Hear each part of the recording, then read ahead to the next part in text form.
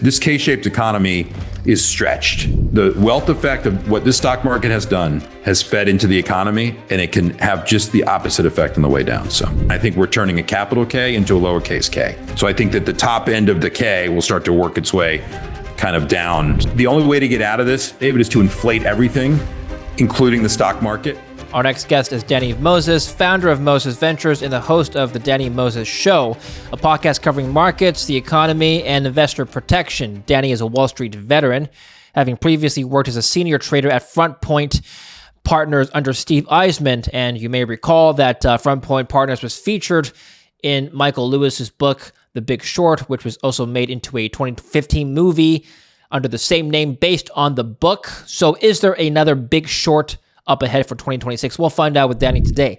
This video was sponsored by Kalshi. It's a fully regulated platform that lets you trade on real-world events, from economic data to political outcomes. Sign up and use my code LIN, L-I-N, link in the description, or scan the QR code here. New users will get $10 deposited to your account when you trade $10. Traders can put money down on their favorite teams, events, elections, and more in all 50 states, including California and Texas, and over 140 countries. More on that later. Danny, big fan of your work. Welcome to the show.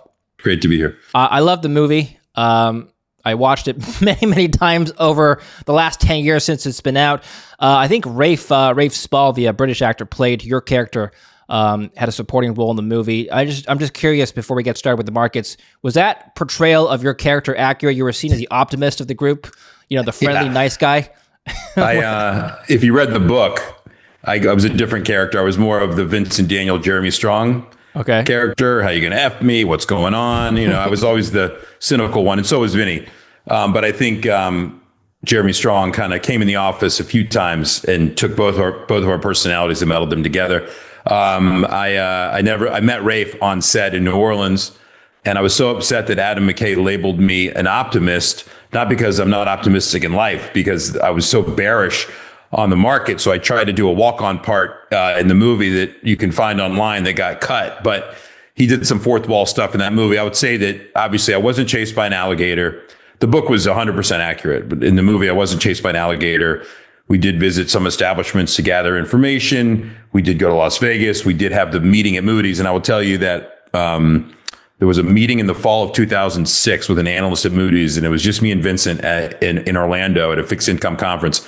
And that was where the light bulb went off, and we found out that Moody's had no model for down home prices. That was it for us. So that was kind of it came out a little bit in the movie, but it was more in the book that was accurate. So anyway. And I want to talk about more of that experience towards the end of the interview, but just when you and your team at Front Point when you guys were analyzing the markets 2027, 2008, did you have an aha moment? You mentioned Moody's, where you basically discovered that there was a big bubble. I think in the movie, Steve Carell's character, who was supposed to be Steve Eisman, went down to Florida, interviewed a bunch of residents there, discovered through basically firsthand anecdotes that the bubble was not sustainable. Was that what really happened? What other data points did you look at? There was tons of data points. It actually began in 2004 and 2005. If you look back, some of these companies, New Century or Creditor Home Lenders, without going too deep in the weeds, these companies were funded by Wall Street. Wall Street gave them lines of credit to go out and produce mortgages, sell them back to Wall Street so they could stick them and package them in CDOs, et cetera, and go on their way. The cost to originate these loans, let's just keep it simple, let's say it was 102. So 2% over par would be the cost. And for a while, Wall Street was paying 104, 105 for these loans. So they had a great 2 to 3 point type margin. That started to drop in 2005, actually in 2006. And the one thing that happened, which doesn't get talked about enough, is the product ingenuity in mortgage land, the ARMs, the 228s and 327s, were creating this false sense of security that this time was different. Subprime mortgages had been around for decades. It wasn't new. Low FICO homeowners take out a loan, they default within 12 to 18 months. Normally what was happening was product ingenuity, and with rates dropping and all this stuff, they kept refinancing and taking out more cash out of their home and didn't realize they were levering themselves so much. That took three years in the making. And so what we saw coming, it never happens, right? And it felt like it happened all at once, but it didn't. It was a slow moving. And we had a portfolio of short stocks, of long stocks that could benefit from that. And then we had obviously introduced to Greg Lippmann, Deutsche Bank, played by Ryan Gosling, in the kind of late spring, early summer 2006. And we just saw it as a great risk reward in the sense of we were shorting stocks like New Century that had, borrow rates, cost to borrow were 20 to 30%, that had dividends, even though we knew they wouldn't get paid over time, of dividend yields potentially of another 15 to 20%. So you're looking at a 35, 40% cost of carry. The product was introduced to us to basically short the paper at par and pay 2%. So to us, it was an opportunity cost or an opportunity to profit from shifting some of our short book into this, credit trade. So that's kind of the gist of it. So it was, but there were a couple of moments where we realized that, and I'll tell you this, so we were mainly obviously dealt in equities, but from 2005 on, my day began, or 2000, a little after 2000, maybe mid 2005, before we put the trade on, I would be talking to fixed income traders on the street, because there would be Goldman Sachs and Morgan Stanley would be outbidding for Countrywide. And I'm like, does their equity desk know that spreads are widening? They weren't imploding yet. Anyway, so it was a lot of information and a lot of behavioral finance that went into it. So, so when we found out where the bodies were buried, so to speak, we knew it was going to go on its way. So it just took a little while longer. The Case-Shiller home price index was falling ever since, I believe, mid 2006, late 2005. And so it wasn't really, start of 2008 this happened. But was there at any point in time when you and your partners decided that maybe you were wrong, or you had any doubts about your short position, given that most other people on the street were long? It's a great question. I don't think it was a question of would we be right or wrong. We think we were going to be right. The better question is, will we get paid for it? And so you think about all the government programs that came, the TALF, the TARP, PPIP. I won't go into all they ran out of acronyms, David, when they were doing it. If they had figured out early enough to create some type of fund that would effectively either buy these mortgages or cushion the blow from AIG and Bear Stearns and Lehman, all that stuff, it would have been, I think we would have made money, but not nearly what we would have made. They just didn't know what was happening. And we knew more than the government, but even we didn't know how leveraged basically the system was to this trade. And so, you watch now and learn, and certainly from a PTSD perspective, once you see something like this occur, you know what can happen in the financial system. And I know we're going to talk about some current stuff that's going on, and every cycle is different, but they often rhyme a little bit. And so we were always confident but that doesn't mean you're going to make money. So that's kind of how we felt about it, but we ended up doing well. So. Michelle Bowman, governor of the Federal Reserve, recently announced changes that she wants to see for the commercial banks. So she cited that mortgage origination for commercial banks post-2008 fell from 60% to 35%. She wants more of that to happen now. Specifically, the proposals would remove the requirements to deduct mortgage servicing assets from regulatory capital while maintaining the 250% risk-weighted assigned to these assets. So her speech came in light of a long-term erosion of banks' role in the mortgage market that she said has been costly for banks, consumers, and the overall mortgage system. This was recently announced earlier this week. Are you concerned that perhaps this is a revival of some of the issues we saw post or pre-2008? It's not just mortgage bonds. They're trying to kind of pull back some of the regulations. It's Treasuries as well. Yeah. So the risk weighting for Treasuries and mortgage back, everything that can potentially help the homeowner and the consumer. I do think that regulations went a little too far in the banking system, specifically maybe on the community banks. Talking about Dodd-Frank? Yeah, alpha Dodd-Frank. And so it's good to peel some of it back. Yeah. But this is really just an affordability. So everything they're doing right now, and I'm not saying some of it's not warranted, but you think of midterm elections and helping the U.S. consumer, I get it. But I think the banks actually will be hesitant to go out and lever up, let's say, and take advantage potentially of this coming. There's just not enough activity anyway in the housing market, in my opinion, to kind of spur that. So you can't force something that's not naturally there to that degree. So it's great context. It does great things. That whole idea of that, David, would be to kind of tighten mortgage spreads. And the other thing they've talked about is letting Fannie and Freddie go out and buy mortgage-backed securities to kind of tighten it even more and use the balance sheet for that and all this other stuff. So it's really political when it comes to mortgages, and given that it's only been, feels like not that long ago, but 15 years since this debacle. But think about it this way. The Federal Reserve balance sheet still 6.5, 6.6 trillion.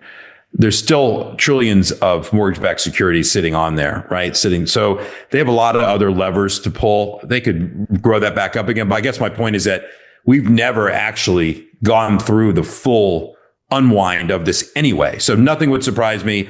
I think the banks will be smart about it. They're not going to be dumb this time. So. Okay. Well, housing aside, drawing from your previous experiences, do you think there is a big short opportunity in 2026? I think it's slowly emerging. I wouldn't call it a big short opportunity. I think there are major macro things that are out there that you could wake up and be like, what happened? What do I mean? The dollar has weakened. It's kind of stabilized here a little bit, but it's been weakening enough that it's causing other assets to move. What are those assets? Gold, obviously silver, and some of these other, commodities. What's going on in Japan, the most heavily indebted developed, country that's out there of 2.5 times debt to GDP, messing around with, an election that potentially means it might have their Liz Truss moment that the UK happened years ago in terms of not solving for their inflation issue at the expense of trying to have economic growth. There are things out there that might trigger it. It's always something that you least expect, right? So I'll give you an example. So whatever's been going on in silver, there's a lot of rumors and, a bank's short billions and it's a conspiracy and this and the other. But just take silver for an example. If it went to 150 or 200, there's losses sitting out there. So it doesn't take long in a certain category or a product that's, again, no good asset goes unlevered. And when you're watching something like the CME change margin requirements on a daily basis, and it doesn't really settle down the prices of these things, so long-winded answer to say there's stuff out there that I'm watching. It's just different. It's not consumer credit. It's not, right now. So there's a lot of money still moving around in the economy and in the markets, and the U.S. markets are still the quote sexiest place to be. But the more that the dollar erodes, and the more as a trusted trading partner that we are, it's not going to take a lot. So I feel like we're on the precipice of things. I'm not calling for a crash, but there are there's a lot of vehicles, products, and things that can go wrong rather quickly here. We're in uncharted territory for us as a nation in terms of debt and all the stuff. So we don't want to misstep here, David, because U.S. Treasuries, we have to fund ourselves. So rates need to stay low. So what you're seeing is everything the U.S. government can do to keep rates down, they're going to keep doing. And eventually they might not be able to control at least the longer end of the curve. Sorry, long-winded answer, but there's so much to be concerned about that maybe that there's nothing, maybe it's just earnings that matter right now for the stock market. So, well, speaking of concern, I saw this chart recently. This is from the St. Louis Fed World Uncertainty Index, global GDP weighted average. It's higher than 2008. Excuse me. It's higher than COVID by a considerable margin. And the way that this is compiled is the frequency of the self-same word, I guess, uncertainty, in the quarterly Economist Intelligence Unit. Are you feeling as an investor right now levels of uncertainty that are unprecedented, just comparing it to prior, I guess, bear markets and crashes in the past? I mean, I've never seen that chart before. I actually didn't know that even existed. I apologize if you've talked about it before. I haven't been watching your show enough, but that's really interesting. I'm sure it can come down as quickly as, when those things are taken, and if there's a time delay on that, a couple of weeks or whatever it might be. But you talk about consumer confidence. It really goes back to one thing to me, and that's U.S. 10-year yields and the dollar, and everything's predicated on that. And we can't cut spending. You can't. The math doesn't work. Does the world ever care that we have, approaching 40 trillion in debt on our way to 45 and 50 trillion? Do they care? I don't know. But my point I was making before about what could go wrong, the dollar drops enough, right? Or foreign countries are forced to start selling U.S. Treasuries to protect their own markets, like Japan, who's the largest foreign holder of U.S. Treasuries at 1.2 trillion. Those are the things that can kind of trigger and feed on themselves rather quickly. And so whatever goes into that you just brought up, and I didn't catch all the characteristics and description completely, I feel that chart. It's effectively a different VIX, right? It's a VIX that's not being priced into the market to a degree. And so you're dealing with this K-shaped economy is stretched. And, on my show this week, I'm going to talk about the K-shaped economy, really explain. And I think we're turning a capital K into a lowercase k. So I think that the top end of the K will start to work its way kind of down. So it'll look like, I don't know if that makes sense, but I think there's so much, the wealth effect of what this stock market has done has fed into the economy, and it can have just the opposite effect on the way down. So are you insinuating that the stock market is going to, I guess, grow at a slower pace this year, so the wealthy, the top end of the K, will feel less wealthy and spend less? I don't know if it's the horse or the cart, David. What I'm insinuating is whatever causes the market potentially to go down, that it will have a direct impact. You have, whether the top 50, 10, 20% of people out there are controlling the majority of the assets in the market and so forth. And it's been an incredible run. And I think that the optimism and the wealth effect and AI and all the stuff that goes on, if people change their thought process on that or become more negative, it'll feed on itself. I think I underappreciated it on the way up, but the wealth effect can unwind and just be just as powerful on the downside. And so whatever causes, I'm just saying every time the market has sold off here, we felt like things were percolating to a point. It seems flows are still coming in. I mean, passive flows still coming into the ETFs, and retail investors are still putting money in. And so I think you need an uptick in unemployment, sustainable downturn in the economy to really feel it. But it's ripe for it. I'm not saying the market's priced to perfection, and I'm not using PEs and all that stuff. I just think overall, if I look at all the pieces of the puzzle, it's fragile. That's what I would say. So. Let's talk about the Treasury market, since you brought that up. I have here a chart of the Japanese 10-year yield. As you can see, highest it's been in years. Actually, I think forever, if I'm not mistaken. I think this is the highest of all time. Actually, at least for the last 10 years. Since they started their QE experiment, they were the original. They were the OGs. So yeah. Exactly. I mean, how is that going to impact the U.S. Treasury market? The differential, without getting lost here in the weeds, when you'll repatriate assets back to Japan when the quote risk-free yields there are attractive enough, especially on a relative basis to U.S. Treasuries. And so historically, what are you doing? You're in yen or you're in U.S. dollars when you're in Treasuries or Japanese bonds. And the quote carry trade has been what to borrow in yen and go put it in other places. When that is not as attractive, levered up trade, then you have a problem. And so what does Japan do? They've wanted inflation for years. They took off their yield curve control a couple of years ago, right? We're going to 50 bips on the 10-year. Nope. 75 basis points. Nope. We'll let it go to 1%. Look where we are now. So do they use money to defend their currency, or do they use money to buy their bonds, or do they tell one or the other? They tell the banks in Japan, basically government, to go buy it for them, whatever. So that's my point. If you woke up and Japanese 10-year yields just exploded higher to 2.5%, 2.7%. It's a major problem that would trigger a ton of other events. And so debt to GDP approaching, 240, I think, in Japan right now. How do you grow your way out of that over time? And then the other thing, David, which I don't want to front run, is oil and energy. We've had the benefit of energy prices being really tame for a long time. And oil is, it's not up crazy, but we're in the mid 60s now in West Texas. We were sitting at 57, 58. And when you start to think about Japan and price of oil, obviously, which is a major import for them, there's all this thing is all connected. And so another long-winded answer to your question is, am I concerned about Japanese 10-year? Yes. Do I think they're trying to jawbone it lower? Yes. Will they be successful? Don't know. Well, the U.S. 10-year is at 4.085 right now, and the Japanese yield spiked partly due to the new prime minister's new fiscal measures. She's spending a lot more money now. Some may argue that that's a precursor to what may happen to the U.S. if Trump continues spending more money, particularly on defense, for example, raising the defense budget by 50%. So it's at 4% right now. Do we see 5% this year, Danny? Well, David, if we see 5% this year, you have a crisis on your hands, because something happened, and it wouldn't be massive economic growth that got it there. It would be something that faith in our system, or, to your point, the deficit, because you're not cutting back on spending, is off the charts. And someone wakes up and realizes the U.S. has a quote credit issue. The argument against that is, how do you trade the end of the world? If I told you that the U.S. credit rating would get downgraded and people actually were worried about our ability to pay our debts, right? But what is Bessent doing?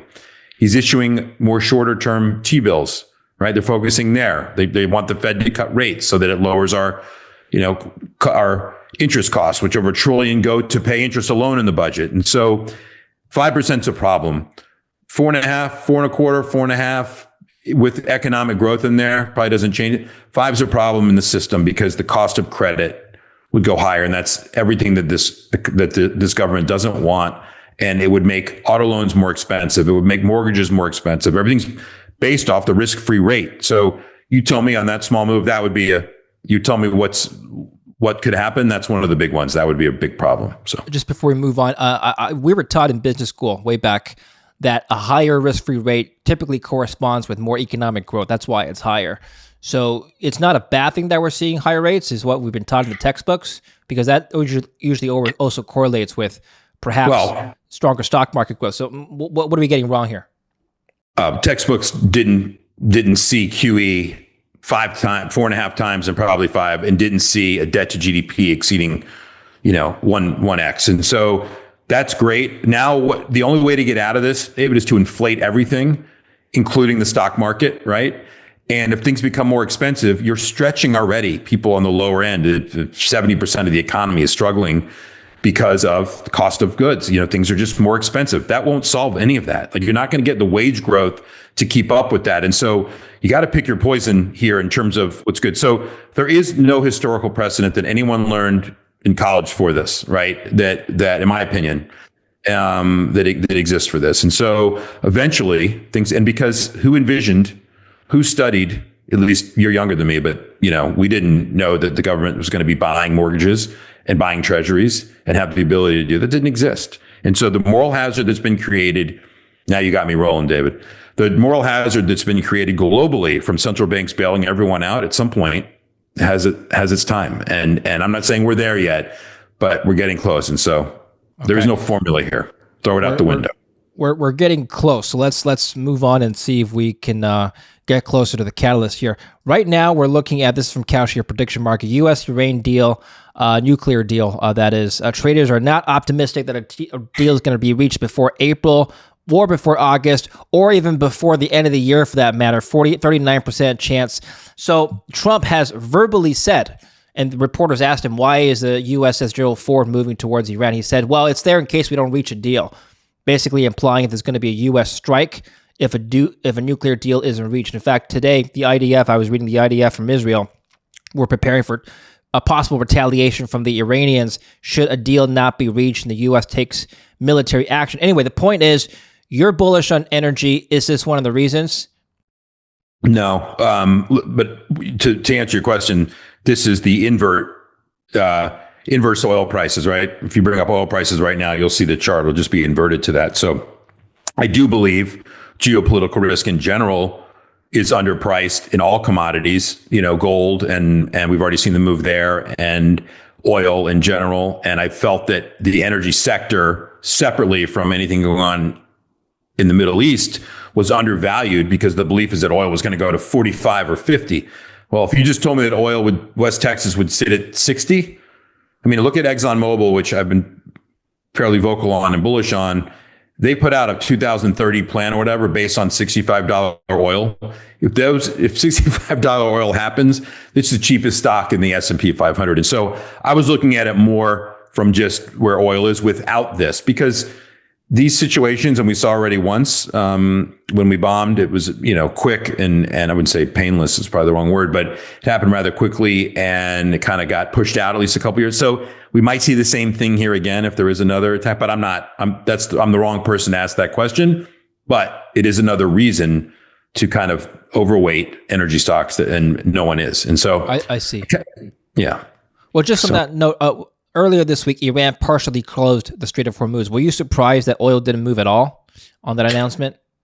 I wasn't. I mean, I think it was, to your point, it might have even priced in to a degree. Oil's had a steady run here, right? I mean, we had a little period a couple weeks ago where we drifted back, I think, from the mid 60s to kind of high 50s, low 60s again on West Texas.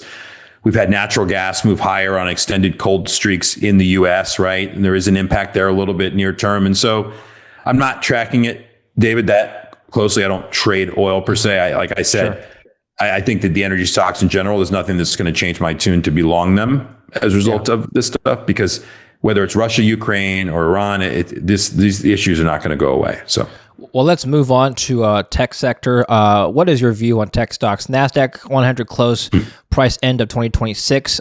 Prediction markets are saying 17% chance below 19,000 points. So not a great outlook, but what's yours? That's basically a 20% drawdown from here. I think we could hit that. Whether we close there or not, what is the closing price or not, I don't know. They have Kalshi has other markets, obviously, that said you can kind of ladder it into it.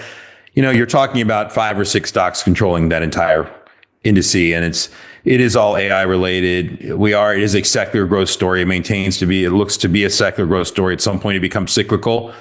Do people start to price that in 2026, or is it 2027?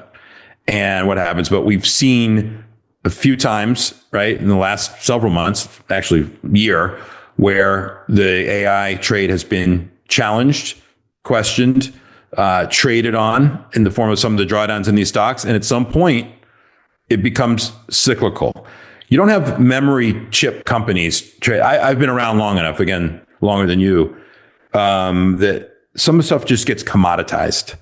And so when I see OpenAI getting funded by all the people and OpenAI is turning around and just buying products from them, that circular nature of the Lucent Nortel time period of 99 and 2000, which I traded and lived through. Again, it's not the same. I know these companies are more profitable. I know, I get it. But there is that aspect to it. And so at some point, the musical chairs, let's say there's 20 chairs out there for, it looks like 20. There's not going to be, it'll be 8 potential winners out of this, not 20. So when I say winners, what I mean is whose stock's going to be higher now than it will be in the next few years. And so I'm not going to challenge the AI trade. I play it in other ways, played in uranium, which if you are a bull on AI, I don't know how you don't own uranium, since nuclear, which is about 19% of U.S. power source, is only going to grow. And we are building more nuclear plants for the first time ever. There's a market right there on Kalshi. It says, when will the first nuclear plant be authorized to be built? Will it happen in the next 18 months, right? I probably would say yes. I don't know where that market is right now. I haven't looked at it today, but those are the things that I watch on Kalshi, obviously, that you would never think of. Or you might know, there it is, grants a license. And so before 2027, so applications historically have taken 18 months. There was one put in last summer. Oklo, maybe, and somebody else put one in. And you tell me, this is an administration that wants to go fast, lower energy costs as much as they can. And nuclear is going to play a major role in the AI trade, obviously. And so, that's an interesting trade there. Where is it? 28 cents, 28, 28%. Yeah. So something like that is interesting to me. It's something to watch at least. So uranium's already gone up a lot though. You still long that trade? It's gone up, but not a ton. If you bring up the long-term chart on uranium, it's well off its highs. Some of the stocks have gone up. The miners for uranium, obviously, the Chemicos, the CCJs of the world have obviously gone up. But uranium, just looking at spot prices, if I just use the spot SRUUF, it finally had a nice run, broke out to kind of the 24 level, pulled back in 15%. Right after it took, it built a nice base and kept moving higher and then gone. They're up, but they're really, when you think about the context of it, it's not up that much. And when you think about, there's a lot that goes into it too. There's spot and there's future and how long, who's going to be buying it. The US is going to be buying it, and so I'm long on the uranium trade here for sure. Yeah, this is URA, which is an ETF of uranium stocks. But I just want to point out something interesting here. So from the lows of 2005, which is April, up until basically now, it's up about 165%. I'm going to overlay this with the GDX, which is the Van Eck Gold Miners ETF. And as you can see, the run-up in gold stocks kind of coincided with the run-up in uranium stocks. In other words, a resource sector rotation seems to have happened around the same time last year, around April, May. Can you comment on that? What happened? Well, let me just back up and say, we're talking about apples and oranges, not on this chart. I'm saying, let's go back to what I mentioned before, spot uranium versus the miners in uranium, or the other way to play it, which obviously I should have been playing it in the CCJs of the world and not, on the spot uranium. They're very different commodities. They're used for very different things. I think that a dollar getting weak can have an impact on both potentially. I don't think it's that correlated. I think they fall into a commodity basket probably. And so who knows what those baskets look like out there. But again, not my area of expertise. I think of gold completely differently than uranium. The one is a secular play. The other one is it's a multi-generational play type thing. And so those are two different things to me. It's interesting that they line up like that, but bring up copper, bring up silver, bring up other, kind of commodities that are out there. So, yeah. Well, just on that note, you mentioned gold and silver earlier. Gold at $5,000 an ounce. Well, it's actually it's back up at $5,000 today. It's up 2%. Silver above $70. Are you still long these, or would you still be long these precious metals at current prices, Danny? Yes, I'm long gold. I would be long silver here. Silver's a different animal. It's certainly more kind of economically sensitive than gold.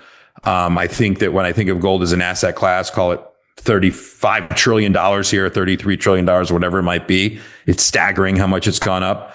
It finally stole Bitcoin's thunder. It got it back after kind of years. Now 5% moving gold or 4% moving gold is the entire market cap of Bitcoin here as we sit. Silver is interesting. Silver, and I was late to that trade. I started looking at it last summer. The industrial use for silver is real.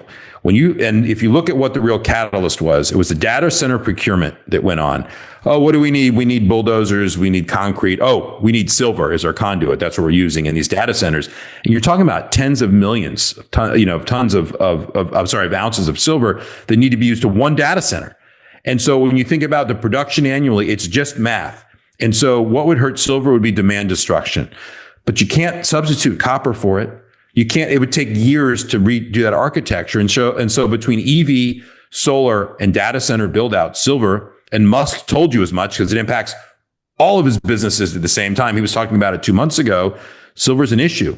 And if you look at the miners, the silver miners that are out there, so if you bring up just kind of maybe the SILJ or whatever you want to look at, which is, the miners that are out there, SIL, you can see. And so again, if you took $80 silver and you plugged it into these companies, if you put $40 silver and plugged it into these companies, they're cheap.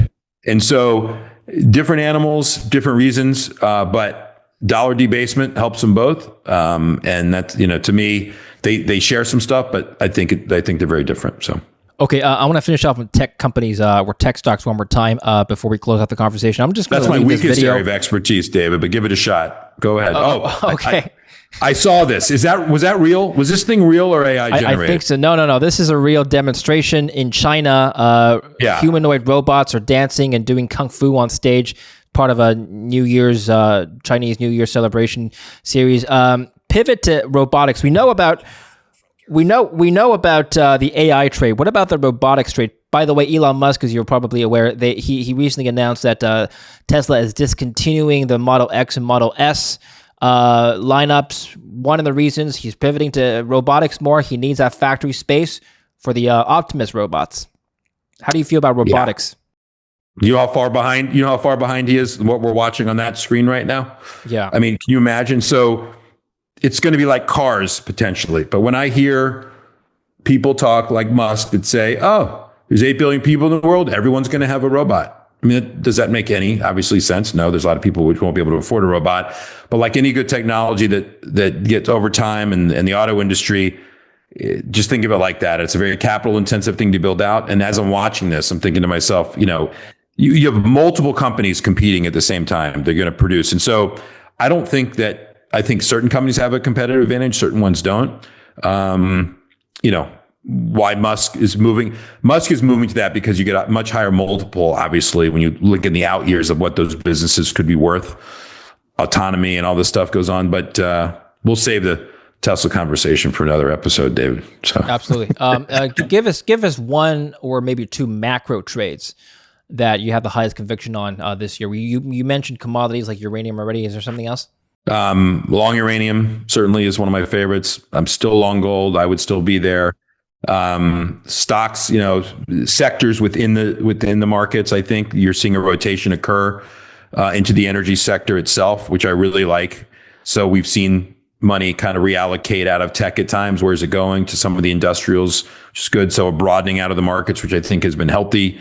I think emerging markets have been amazing performers. I think that can continue here, especially with the weak dollar. And so, kind of watch everything that's kind of out there, and try to put this whole puzzle together. But what most concerns me is the level of deficit, and I don't think any administration can fix it. And so at some point, it's going to matter. And so that's what I'm really watching, David. So is this administration going to weaken the dollar even more? What's your view on the DXY? I think if you keep pursuing consumer-friendly things or subsidized things, then where's that coming from? Somebody's paying for it. And if the consumer's not paying for it, it's probably the government doing it to a degree. And again, when you change the way that you operate and you issue more T-bills over time, what does that mean? All you're doing is, you have 1 year reset, 2 year resets. You're just kicking the can, hoping that you can kind of outgrow this. And I just don't see that type of scenario where you can. But again, U.S. is still, again, the sexiest game in town. It's where people want to do business. It has the best companies overall. And so it's still attractive. But I think we're playing with fire on that. So. All right. It's great talk. Just closing off on just your personal experiences. What were the biggest lessons you think you learned working with Eisman, especially during the financial crisis years?